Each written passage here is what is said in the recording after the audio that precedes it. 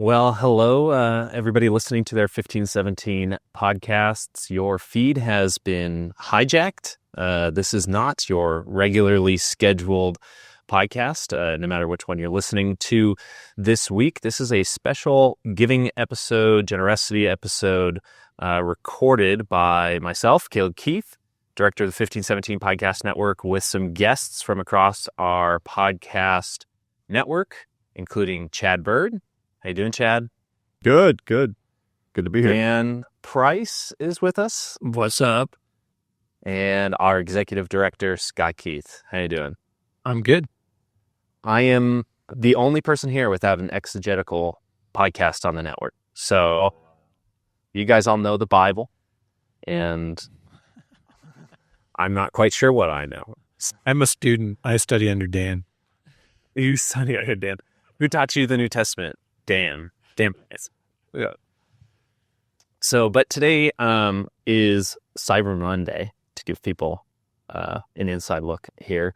And tomorrow is the day that you can cleanse all of your shopping sins, your Black Friday aggression, your Cyber Monday gluttony. And you can cleanse all that by giving your money to various charities tomorrow on a new secular Thanksgiving extension called Giving Tuesday, which 1517 has used as part of a end-of-year giving campaign. I think for like 6 years. I think we've been doing it longer than that. We've just been more successful at it for 6 years. Yeah, 6 years. So we've hopped on this Giving Tuesday bandwagon, mostly because it is a time when people are thinking about giving. The Tuesday aspect is a take it or leave it, but certainly the end of the year is when philanthropy increases. People have to sort out their taxes before the new year rolls over and any of that implication. And so we hop along that.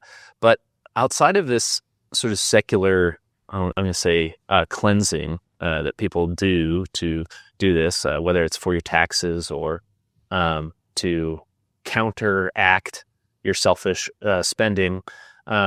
Giving is an essential part of what keeps nonprofits like 1517 going, and more historically for the church has always been a big piece of how churches stay open. Churches and the gospel are not a product that can be put on a shelf and purchased and marketed, or it's not part of the free market. The gospel isn't part of the free market, they would say, and so it's always had to be supported by those hearers and receivers of the gospel. We have stories throughout the New Testament of this, with the apostles and with Paul, of people's ministry having to be supported or churches having to come together to fund various things or even support one another and things like that, members and body of the church. But this is extremely important too in American Christianity because there's no state support for religion. And that's probably more and more common across the world, especially for Orthodox Christianity. And so it's an essential piece of every Christian ministry.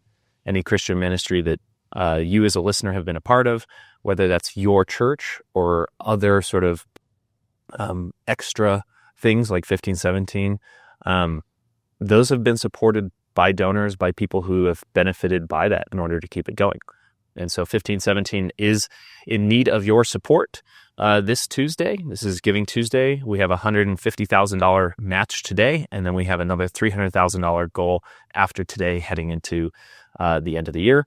And so if you have benefited from that, I do ask that you consider giving today and then sort of enjoy some more of this conversation as we move forward. So I guess the question is, that kind of hits in my mind when an organization that is so focused on the freedom of the gospel and the free nature of the gospel and earning is then you sort of ask people to give, now to do something or to sort of earn or to merit 1517's existence, maybe. I just got to rephrase that. How do you balance that this is a free product and that it's something that you're not really, it's the gospel. It's not a product that we are putting up for sale in order to all profit off of, but then we still have to ask people for money. What's the sort of balance there, or what's the goal? The funny thing is that I think we produce products that are quality enough that we could sort of maybe go down the road of either model, of saying, okay, we have certain things that we produce, say like the academies or even certain of the podcast that you could do on its subscriber model. And we didn't really build 1517 on that model, so we don't know exactly what kind of support we could get that way. But from the beginning, we've tried not to do that because we know that we want this message of the gospel to go out to as many people as possible, which used to be part of our old mission statement. And not all of those people can afford to support it, or at least they can't afford to support it at a level which would keep the organization going in a way that it can do what it's doing. And so the model's always been to do everything we can for free, with the exception of the conferences and the books. Do everything that we can for free, and then ask those who do have the means to support the mission and the ministry to do so financially. This sort of allows those that can help to various degrees, and some people can help a little, and some people can help a very lot. But some people can't really help much. They can't give that much at all, but it still gives them access to the resources and to the message of the gospel through 1517's ministries. Yeah, I think it's safe to say that this stuff, everything has to be paid for, one way or another, and so since the goal is to never have money or what place you're in your life or what part of the world you're in the case of 1517, reaching people in very impoverished countries and stuff, perhaps that really can't afford to support it. We never want to have some kind of barrier for anyone to hear the gospel. That would be opposed to sort of everything that we sort of believe the gospel is. However, it's not the amount of materials that 1517 produced. There's no way for this to be sort of done on a strictly like volunteer basis or anything like that. You have a lot of people having to put in a lot of work to create these things. The things themselves cost money to make, and then people devoting a lot of full-time jobs to doing these things. And so you're stuck in this situation where, like, of course, it'd be great if it was just all free to produce and free to consume, but it's not free to produce. It is free to consume, and that's the way we decided to do it, because that is what is in step, I think, with what we believe about the gospel. And so, what you're basically doing is you're coming to this like very honestly and practically, and just saying that there are bills that have to be paid. There are bills that are due. That sort of thing, and since we don't sell anything, and even the things that we do sell, we take a loss on. I mean, Scott said, hey, you go to a conference, it costs you a little bit. You buy a book, it costs you a little bit. I'd like to tell you that neither of those things make us any money. Oh yeah, I shouldn't have implied that. Like, we take a loss on both of those things. And so that's why our books are cheap and why conference tickets are cheap. And there's nothing that we do that make a profit. And so this means that we rely on people being generous and saying, I think that what you're doing should continue to be done. I think it's valuable. I think it needs to be in the world. And that if you're one of those people who think that you are able to support it, then we would ask that you do that for the sake of us being able to continue to do it, for the sake of people all over the world being able to hear it, read it, consume it, all of those reasons. And this is not a foreign concept, I don't think, to anyone when you just get real practical with it. In the scriptures, you have this, like, ministry has to be supported.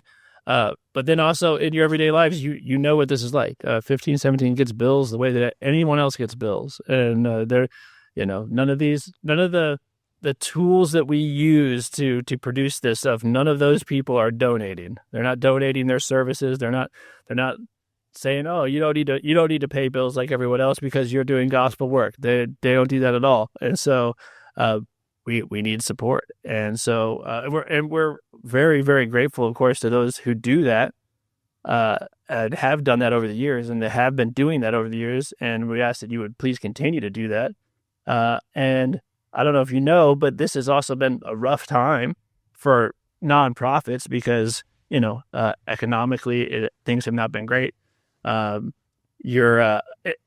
things like inflation affects 1517 the way it affects everyone else. And so, it's a very practical thing where you say, it might affect us a little more because of scale, not like, it affects you more personally because you're talking about buying food and for your family and stuff like that. So I don't mean to apply qualitatively. I mean, quantitatively, the scale is bigger. And so we really do feel it in multiple areas. Yeah. So it's kind of simple like that, I think, where you're like, hey, it's not like, why does 1517 need support? It's real practical. If you sit down and think about it for a second. Just a few days ago, I was having a conversation with a couple of guys who are supporters of 1517, and they experience frustration simply because they're always looking for organizations to support, and at the same time they expressed gratitude because they had found 1517. And the reason they were happy that they'd found us and could support us is because, well, I mean, we all know this, that the most important things in life are, as Christians, we know are the gospel and the grace and the forgiveness we have in Christ. And so to be able to support that, which is not really a product, but a gift, is something they were excited about. So anything that we can do to further that as individuals or as the organization or people that support us, we're furthering that, which is of ultimate importance. So when I to speak personally, once you get what the gospel truly is and the free gift that we have there, then it's definitely worth supporting. But not only so that you can continue to hear it, but so that others can continue to hear it as well. And thanks be to God for the donors we have, and for anyone else who wants to join up and help us to continue to do that. Yeah, as an organization, it means that, so like people probably sometimes wonder, and I think giving them as much of an inside look as you can is beneficial too. What does the money go to? Well, like any organization, you have to have funds in order to have employees. And so for us, there's a very vocational aspect of this, which is in some ways that is going to, pay people for that labor that they do, and that it is valuable, that if you enjoy things like the podcast or the videos or the conference, or you've read a book or you've shared this, that there is not just a person, but, a very serious handful of people behind that who make that possible at all. And, you want them and their family to be taken care of so that they can be set aside to do this work, right? So that's the kind of thing here is, could you do some of what 1517 does at a smaller scale with all volunteers? Well, sure. I mean, a lot of us did start podcasts unpaid or something like this, right? But what you do at a scale that reaches more people, that has a certain level of quality, is you then have to say, we're going to set people apart to do this. We're going to set them to the side to do this. And so that's what 1517 in many ways is. We're an organization, we're a think tank who has people that we set aside to create this content. And so part of that is to take care of them.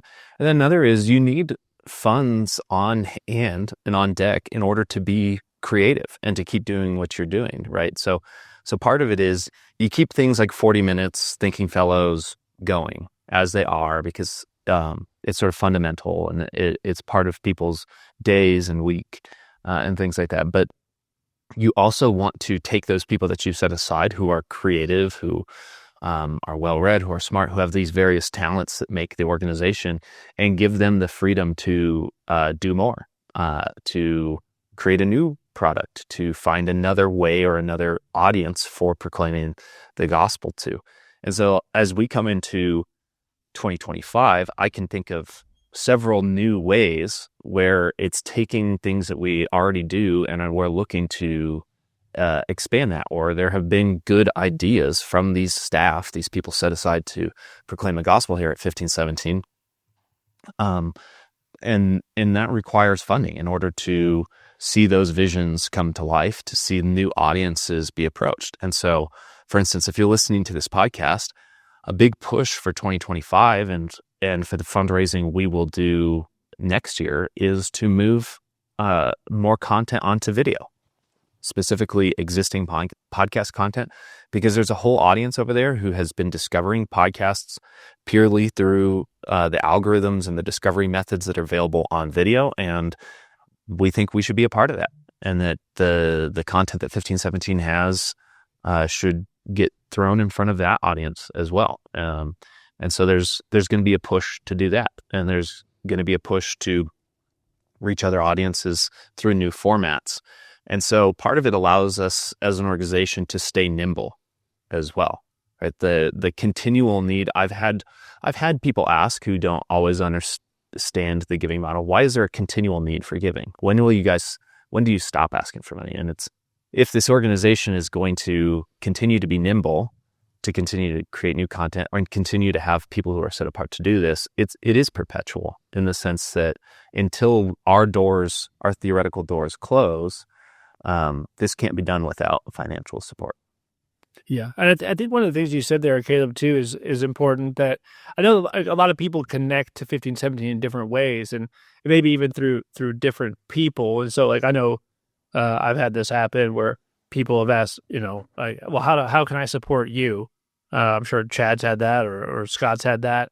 And the answer is always the same, where it's, well, you support 1517, and that's how you support me, because whatever it is that I'm doing or Chad's doing or Scott or you are doing is we can't do by ourselves. And so when you support 1517, you do then support the thing that is the foundation that all this stuff is built on, right? And so, if you want to support, if there's any particular thing that you just love about 1517, you're like, I want to give to that, I would encourage you just to give to 1517, because there's probably a lot more that goes into that, a lot more people involved in that thing than you would think, and that's what makes that thing accessible to you and great.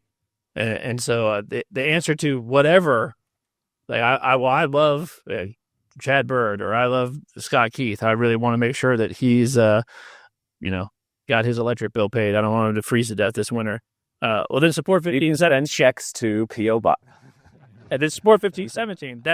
That's how that works, man. That's how that works. If you don't like me, but you love my kid, you need to send me money, because that's how it is. That 1517 is the parent in that analogy, and they're going to make sure that the rest of that stuff is taken care of. And so, whatever thing it is that you love about 1517, the way to support that thing is to support 1517.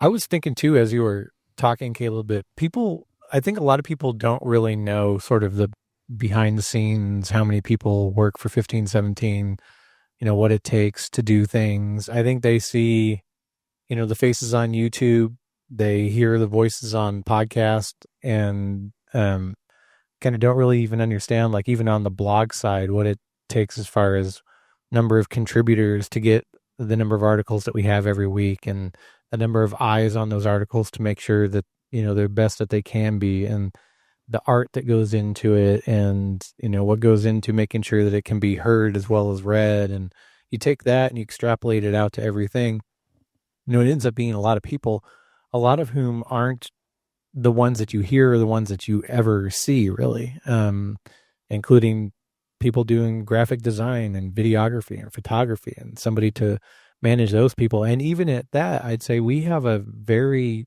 low administrative overhead for an organization of our size. I think the latest number, I think it's down around like 12% of the overall budget, maybe as high as 13 or 14 of the overall budget. I don't remember Erica's thing that she just did on the donor thing, but it was very low compared to other nonprofits.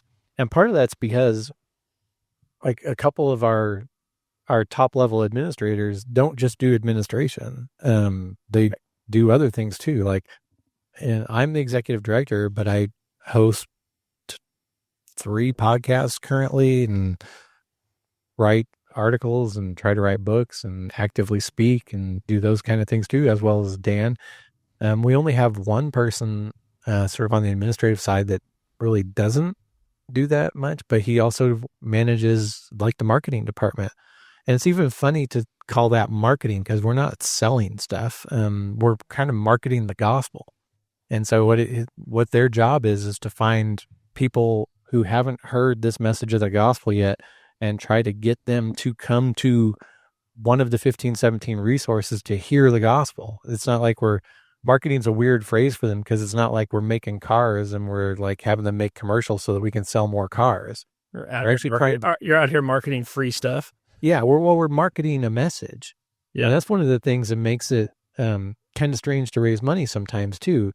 I would say that I guess I've never done it, but I would suppose it's easier to raise money for sort of digging wells in poor portions of the world, or like cleaning up the environment or something like that. That seems a little more tangible, a little more hands-on than what we do, because we're a message. At the end of the day, that's what we are. And we're the message of the gospel.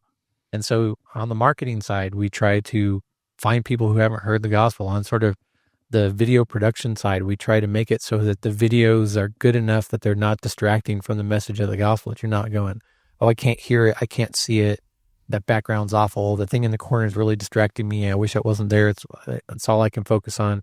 Try to sort of get people that are good at that so that none of that exists. I mean, sometimes when I talk to people and I say thought goes into every detail of that, or at least we try to, they're kind of blown away.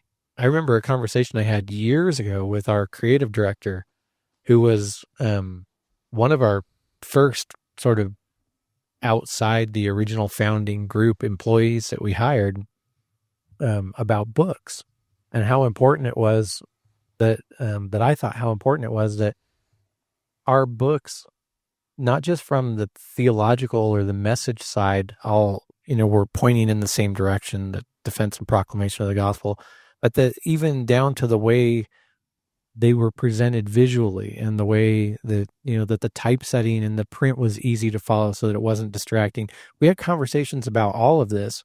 And then when you try to enact that all takes people, which means you're sort of supporting people, which weighs on my mind all the time.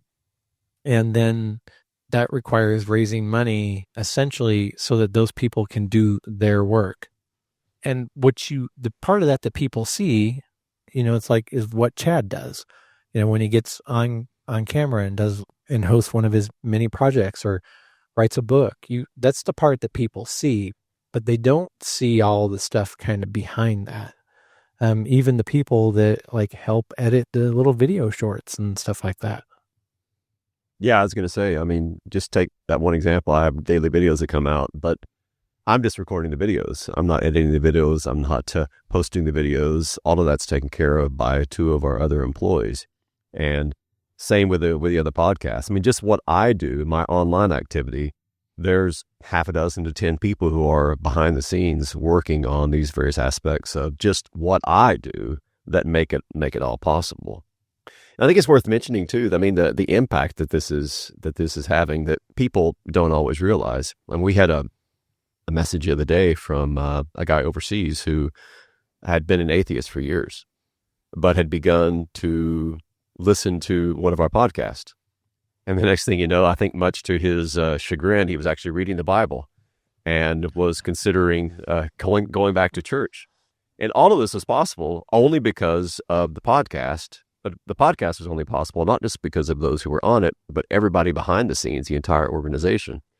And that's just one example among countless examples of people who are in the church that are benefiting from it, people who are kind of, maybe on the edge who are benefiting from it, as well as those who were trapped in the darkness of atheism, who are hearing the gospel and being brought over into the faith. So the impact is definitely there, and it's not just in the United States, it's worldwide. Yeah, well, Scott, you were talking about the maybe a little easier to ask for support for something tangible, and proclamation isn't tangible until it is. and until you have a conversation with a person and you realize like what has happened through that proclamation, and we have loads and loads of those stories. And so you might the actual act of like we're going to proclaim this message out maybe is not as tangible as some other things, but when you see people come to faith, when you see people come back to the church and stuff, that stuff's very tangible. In fact, it's very flesh and blood. And I can assure you that is happening over and over and over and over again through the work of 1517 in the most tangible way, where it's actual people. Yeah, I mean, it's definitely one of the goals of to give people some insight too. We've been using new technology recently to record the podcast. It's something that costs more money than the previous method that we used every year. But it's something also that we've now been able to use to video sessions with donors and that we can do to touch people or to capture some of these stories, right? So we will hear anecdotes of this. And I do think it'd be good for more of the supporters, more of the listeners of the podcast to be able to have access to this too. Because, we get to hear about whole families, for instance, that get baptized after being exposed to the gospel and then finding a church, finding a home where the gospel is preached regularly to them and they can receive the sacraments, and then bringing their whole families to the faith. And that's a tale as old as the church, right? That is a huge portion of the epistles and the story of the post-resurrection church is the gospel going and bringing people together, bringing people to be baptized, bringing people into the church to where Christ is promised to be present. And I think, we get to see that truly does happen. And so coming into 2025, more of you will get to hear some of those stories, I think, as well, too, in our effort to show that it is tangible, that it is flesh and blood. And the same thing goes for marketing, too.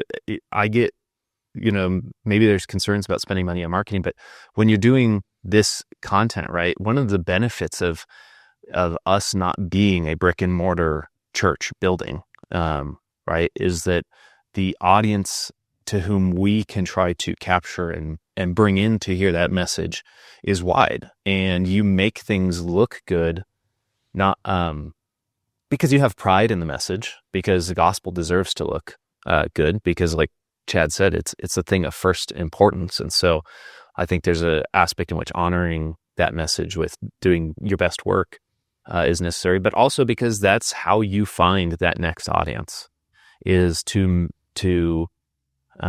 make it something worth clicking on, to have titles or topics that are interesting and are interesting to more than just Christians. Like you said, Chad, there's somebody who these titles are intriguing enough to get somebody who's been out of the faith for years to at least give it a go and see what it is.